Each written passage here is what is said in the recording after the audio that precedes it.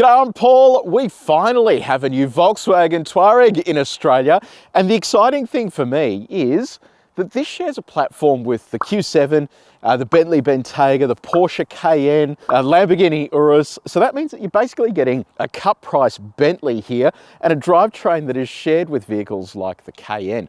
So to me, that is an exciting proposition. It is expensive though here for the top spec version of the Touareg for the Australian market. It is the R version. It's priced at just under $130,000. So it is up there. But when you look at the price compared to other vehicles with this platform, with other badges such as the Cayenne, this is actually pretty good value for money. There will be cheaper versions of this and we don't know pricing just yet of those, but today we're just going to focus on the R version, the Go Fast version. So this competes with things like the Lexus RX, the BMW X5, the Mercedes-Benz GLE. It's that size of vehicle, although not available with 7 seats. Today we're going to do a detailed review of this car, so if you do want to skip ahead to other parts of this review, you can use the time codes that are on the screen, or if you're on YouTube, you can scroll down and use the chapters below. And are you thinking about buying a car like this, or this car? If so, have you heard of Help Me Car Expert? All you need to do is go to Google, type in Help Me Car Expert, or scan the QR code on your screen. It will take you to the CarExpert website. It's not just me or Sean doing the video stuff. We're like a big company, 60 full-time employees, and on our website you're going to find news, reviews, and also our car chooser tool. If you're unsure which car you want, all you do is enter in all of your requirements. It'll spit out a stack of options. You can read the reviews, watch the videos, and then we can even put you in touch with one of our friendly dealers. Now let's talk about exterior design. So this has received a facelift. It was released quite a while ago in Europe, so it is finally here in Australia. But to me, this is still a fantastic looking car. You've got these big headlights over here, and I'm going to run you through some of the cool elements in those just a sec. But LED light that runs all along the front there, and that's actually joined by a pretty cool LED light pattern at the rear as well that includes a light up Volkswagen logo, which I reckon is pretty cool. Piano black down the bottom here. You've got additional cooling on both sides of the vehicle. It is all there for the drivetrain. So this uses a turbocharged V6 petrol engine plus plug-in hybrid components as well for performance and efficiency. So it'll be interesting to see how that performs here on the track, because the last vehicle on this platform that we drove was the Cayenne with the V8 petrol. So curious to see how this feels in comparison. These headlights, so it's a new style of headlight for Volkswagen. It is called the IQ light. Basically has around 20,000 pixels per headlight. And that means you can actually do some pretty cool stuff. So in addition to matrix LED, which has been around for a little while now, this is able to actually project things out onto the road. So it helps you with understanding where corners are, obstacles that are coming up ahead of you. It's really clever technology, and it's all driven by software. So very cool stuff, and I'm keen to have a drive of this at night time to see exactly how well it works. Washer there as well for those headlights. You've got a night vision camera in here also, and I'll show you what that looks like when we hop inside the car. Have a look at these wheels. So piano black finish, 22-inch alloy wheel. You might think to yourself, well, that's going to mean a terrible ride, and it might. We'll find out soon, but this rides on twin chamber air suspension with adaptive damping. So I think with this size of vehicle, and certainly with other products that we've driven like Cayenne, it actually rides incredibly well. They've been able to make a vehicle this size, and it weighs a little over 2.4 tons, so it is an enormous vehicle. They actually ride quite well, so hopefully it's the same story here.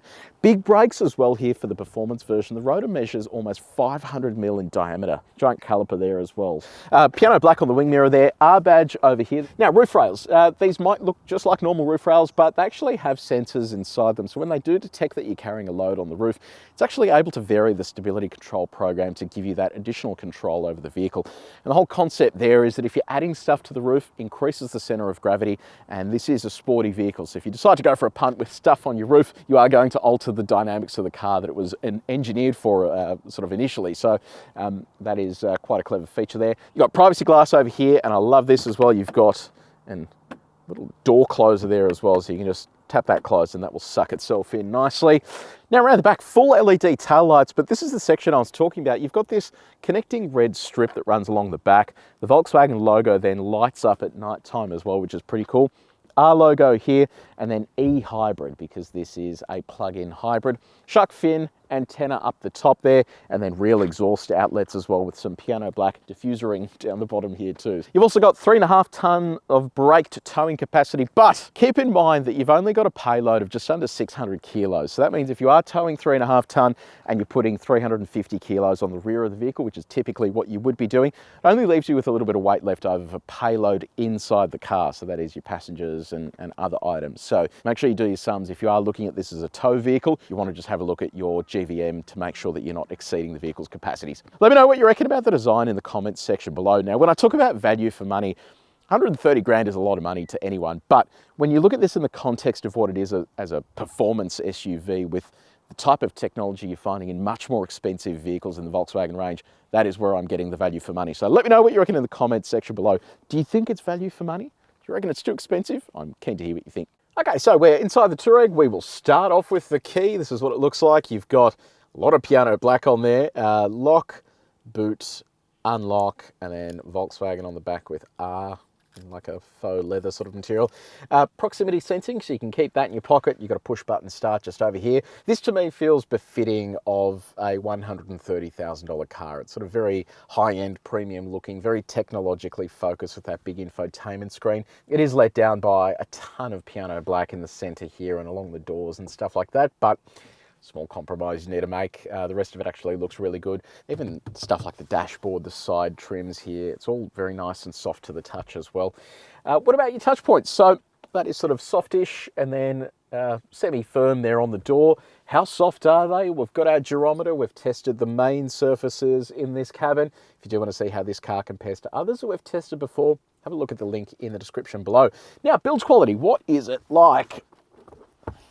All feels pretty solid through there. It's what your door slam sounds like with your suck-in doors.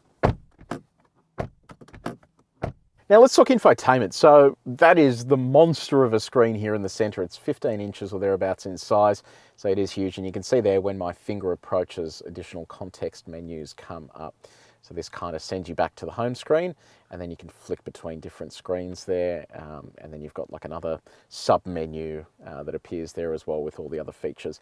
Inbuilt satellite navigation. So you can see a tiny bit laggy there. I did notice before when I was flicking through some of these menus that some elements of it are still just a tiny bit laggy as you work your way through. Yeah. I think that could be slightly better. Then you've got some shortcuts over to the side here as well. No physical buttons for stuff like air conditioning, climate control. That is all sort of done through the screen here as you approach with your fingers. Audio, AM, FM, DAB, digital radio, and that's all plumbed through a 13 speaker sound system. It's a DIN Audio branded sound system, cracking sound system, and it's cool to see that it comes standard here. You don't need to pay any extra for the sound system, which is good. So that's all very straightforward and easy to use. Have a look at this as well. Apple CarPlay is now full screen. Yay.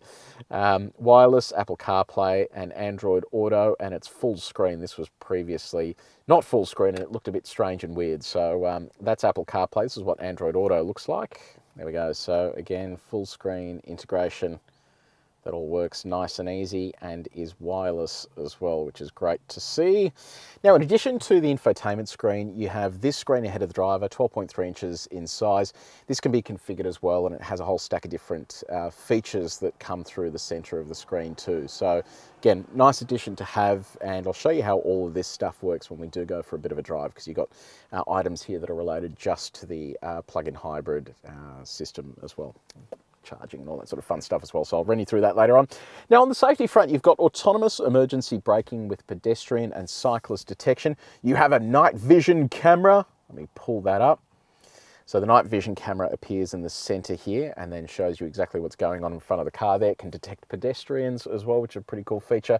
Blind spot monitoring built into the wing mirrors. You have radar cruise control with a lane centering function that we'll test later on as well. You have front and rear parking sensors, rear cross traffic alert, and a 360 camera. I'll show you what that looks like. There it is there. Quality of that is okay. It's not amazing, so you can see it's not super high resolution, but you can sort of see what's going on there. And then you've got a 3D version of the car as well. And then if we have a look at the back of the car,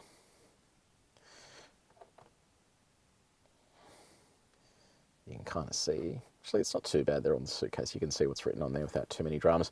You also have a semi-autonomous parking feature there as well. And this is what the horn sounds like.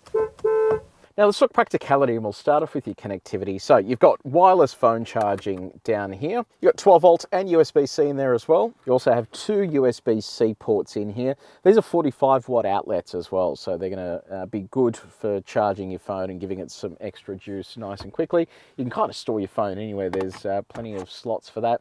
Now in terms of bottle storage, so that can fit in there without too many dramas. Does it fit inside the door though? Let's have a look. Yes, it does. Good news. You've also got this slot here just next to the driver's knee as well that you can put coins and cards and other sort of stuff in. It's on a console here. It's only pretty small. It's not exactly huge, which, I don't know, could be a little bit bigger, but then you've got a glove box down here as well that's reasonably sized, and that's where the CD player used to be. It looks like it's dead now. And then also you've got this tiny little net off to the side as well. And what about your comfort? So you've got dual zone automatic climate control, heated and cooled seats, heated steering wheel. Well, it comes with a litany of things. Electrically adjustable seats for the driver and front passenger with seat memory for both. So you can go forwards or backwards. Your backrest can go forwards, backwards. Lift the front of the seat, back of the seat. You've got lumbar adjustment and you have massage as well. Keep you nice and relaxed. The seats are pretty comfy as well. So you've got the perforations there for the cooling, but design's pretty cool too. You've got the R insignia up the top there as well. Steering offers both tilts and reach adjustment, and all of that is electric too. On our reach test, most of this is easy to reach, just gets a little out of reach here on those outer edges.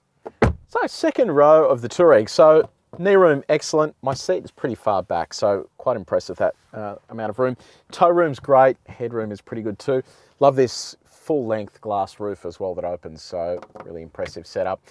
You've also got privacy blinds, very nice. You've also got down here your third and fourth zone of climate controls with air vents down here, air vents up here. Map pockets down here. You've got USB-C outlets and a 12 volt outlet as well. Heated seats for the 2 outboard seats. Center armrest here with 2 cup holders or 3 cup holders there as well. And these seats also recline as well, so if you want to give yourself a bit more boot room or you want to kick back and relax a bit, you've got those options too. You've also got ISOFIX points on the 2 outboard seats with top tether as well. And our window test, does it go all the way down? Let's find out. Oh no, not quite. Now let's talk cargo space. So crack this open. So you've actually got a pretty clever cargo blind system here. So that comes up automatically when you're loading things in, which I think is a pretty good idea. So 655 litres is just your standard space here. Now, being plug-in hybrid, you need to have space for your battery system, but you also need to have space for spare tyre and all that sort of stuff. So there is no spare tyre here, and the space is now used by a tyre repair kit, which sits under the floor here. That means you're going to have to keep your charging cable, if you do carry it around with you, in the boot here. So I've left that in there just to give you a bit of an idea of how much room you have left. So that's a laptop bag. And then there's your suitcase as well. So it still does fit, plenty of stuff in there, but that is just worth keeping in mind. Now you do also have, given this has air suspension, the ability to adjust the ride height at the rear here. So you can press that button to lower it down to make loading things in a little bit easier as well. Now you can drop the second row as well from here. So you pull this down, and same story on that side. Once you've done that, that expands the space to under 1,700 litres. So it does sort of improve how much room you have to work with there. Now, before we go for a spin, let's talk charging, given this is a plug-in hybrid. So you have a driving range of just over 50 kilometres on the WLTP cycle. It only offers AC charging, and look, it's not the end of the world because it'll charge at around 7 kilowatts. It's a 14 odd kilowatt hour usable battery, so it means that you only need around 2 hours of charging on an AC charger to get this full again. And you have the engine as well that's able to charge the battery while you drive. So that's not too big of a deal, I reckon. Okay, so we've just hit the road in the Touareg R. I love the Volkswagen R range. It is really cool. They've got so many cool cars in there, and I'm hoping this is one of them. So what is running this? It's an interesting combo, because when you think Touareg, you think diesel, sort of traditional towing vehicle, that kind of thing, whereas this sort of ratchets it up a notch, and it borrows the drivetrain from some of the more premium Volkswagen Group products. And it means that it's running a turbocharged 3-litre V6 petrol engine that's mated to a plug-in hybrid drivetrain. So the petrol engine alone makes 250 kilowatts of power and 450 newton meters of torque, and that's all mated to an 8-speed automatic transmission. Then you have the plug-in hybrid component. So that uses a battery that has around 15 kilowatt hours of usable capacity, but it's also mated to an electric motor that makes 100 kilowatts of power and 400 newton meters of torque. And that results in a combined output of 340 kilowatts of power and 700 newton meters of torque. So it's a decent old slab. Now I'll get this bit out of the way first, and that is fuel economy. So Volkswagen claims a combined economy of under 4 litres per 100 Ks, but it's one of those stupid measurements because it's a WLTP test cycle. So they're testing city, highway, and then they're doing a combination of that with the electric components running.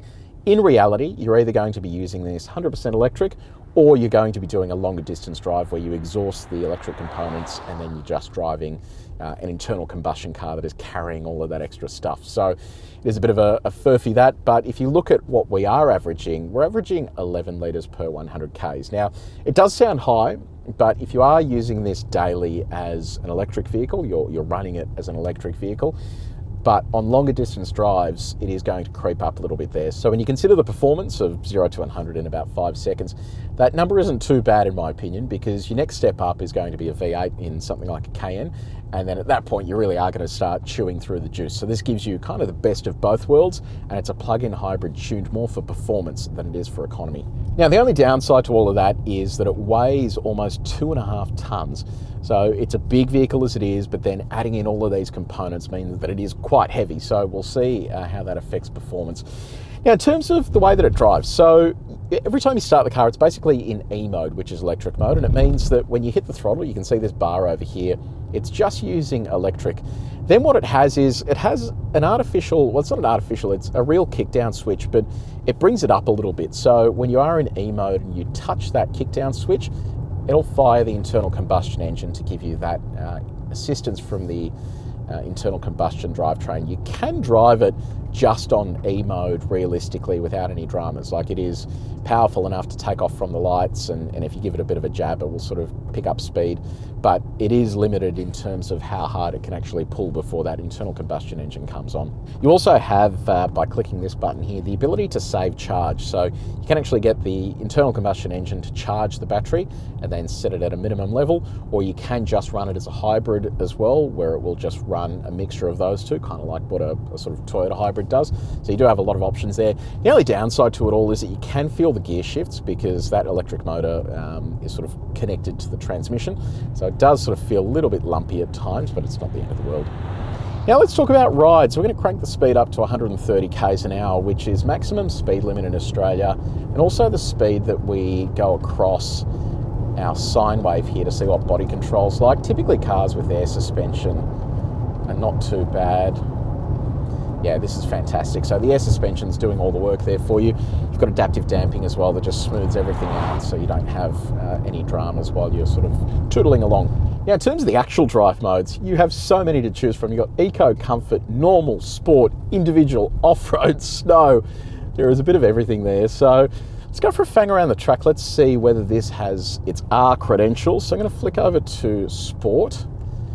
And I reckon we'll do one lap just with everything just normal here, and then I'll try one with the ESC Sport mode as well. Give that a punch. Yeah, nice. That is a hefty bit of torque there. That is moving along nicely. Not much sound, but it is moving along nicely. Good brake pedal feel. Just lay into the throttle here. Yeah, I can feel stability control biting just a little bit there, but it's tucking in nicely, and the acceleration, especially here mid-corner, you can really just pile on the throttle there, and it is absolutely hauling. This is impressive for a 2.5 ton car. It is getting along really nicely, and that brake pedal feels great, which is good news for such a big car. You want to be able to pull it up in a hurry. Mid-corner bumps there feel good as well. All right, look at our faster section up the back here. See how this goes.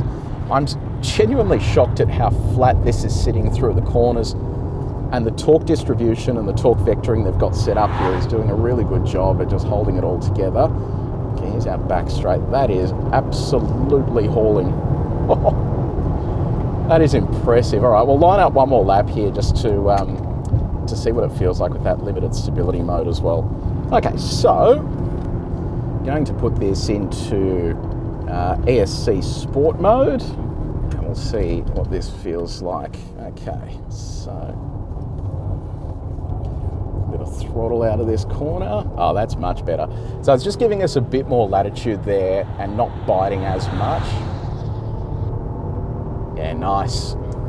This is an absolute rocket ship. I mean, they are wizards at being able to make such a big and heavy vehicle corner the way this is cornering now. It is such a big mass to be trying to keep charge of, but it is just rock solid. I'm really impressed with this. 130 grand, and you're getting basically a Cayenne.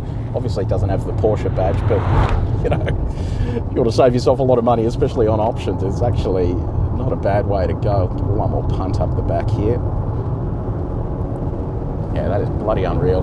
I am starting to smell brakes though, so I think that could be possibly weakness of the package here, but 2.5 tons it is going to do that to you. Right, we'll flick back over to comfort and we'll hit our bumpy road here. So we do this at 90 k's an hour, and this is basically one of the worst roads in Australia. We want to see what this is like if you do want to go out into the country and have a crack out there as well. So, I mean, this is supremely comfortable. You barely feel a thing here. So here's our condensed sine wave. We'll see what it's like along here.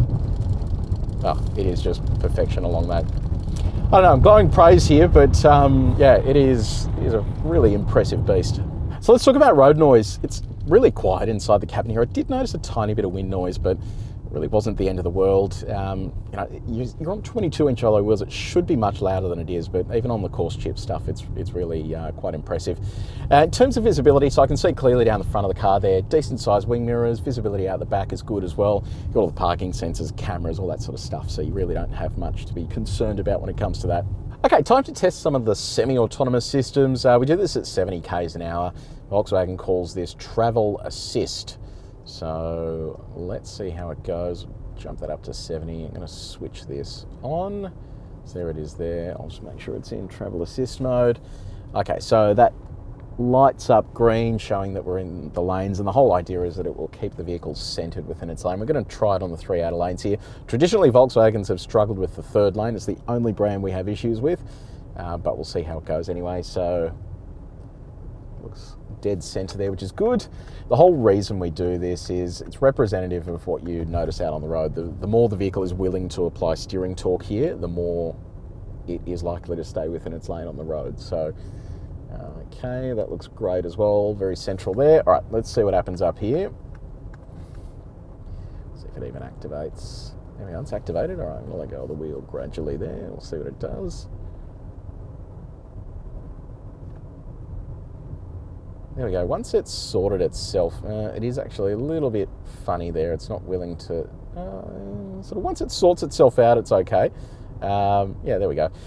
Yeah, based on the drive I did out here today, it was pretty decent in terms of willing to steer around corners, but wasn't overly confident once the road markings degraded, which I guess is only to be expected, but just something worth keeping in mind.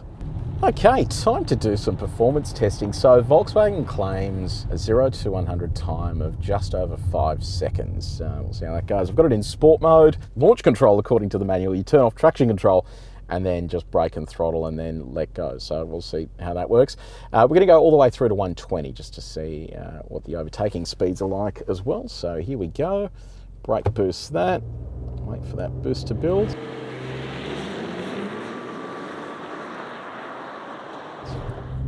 Oh, that's nice and strong. Very nice. All right, there's 100, 120.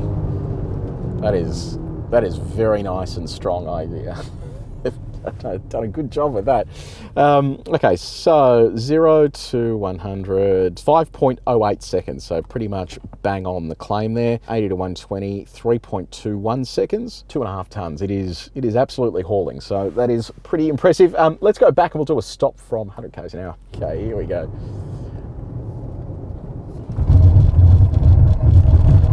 Oh, that is good. Okie dokie, let's have a look at how we went there. So 100 to 0, 3.06 seconds, 38.7 meters. That is ridiculous. Wow. genuinely blown away by that. That is something else. So if you do want to see how this car compares to others that we've tested before in terms of those performance figures, have a look at the link in the description below. Now, how quickly does it go in reverse? Let's find out. Here we go. Okay, so 34 kilometers an hour. Okay, so what do we reckon about the Touareg R? Look, I think it is incredible value for money when you think about what you're getting here. It is a hybrid drivetrain that is available in a Cayenne and more expensive cars in the Volkswagen Group range. It drives incredibly well for a 2.5 ton car. Like, it is an absolute missile, and I don't know, there's not really much of a compromise. It drives like a normal car. If you do want to charge it and do the sort of electric driving thing to and from work, you can, but the system actually then benefits you in terms of performance. So it really is hard to fault. I think infotainment system, a little bit laggy at times, could be a bit better. Also don't love all the piano black inside the cabin, but outside of those things, it is loaded to the hilt with features and a lot of stuff that, again, if you bought a Cayenne, you would have to tick so many option boxes to get to where you are here, and it would be well north of the price of this. So let me know what you reckon. I'm keen to drive the rest of the diesel Touareg range, and I think once we do it, I might try and do a little bit of light off-roading as well to see what that's like too. Let me know in the comments section below, have you ordered one of these? Are you going to order one of these? What is your rationale behind it? I'm always keen to hear your feedback. If you did enjoy this video, please make sure you like it and you share it with your mates. And if you haven't done so, subscribe to our channel and press the bell icon button. Until next time, take it easy.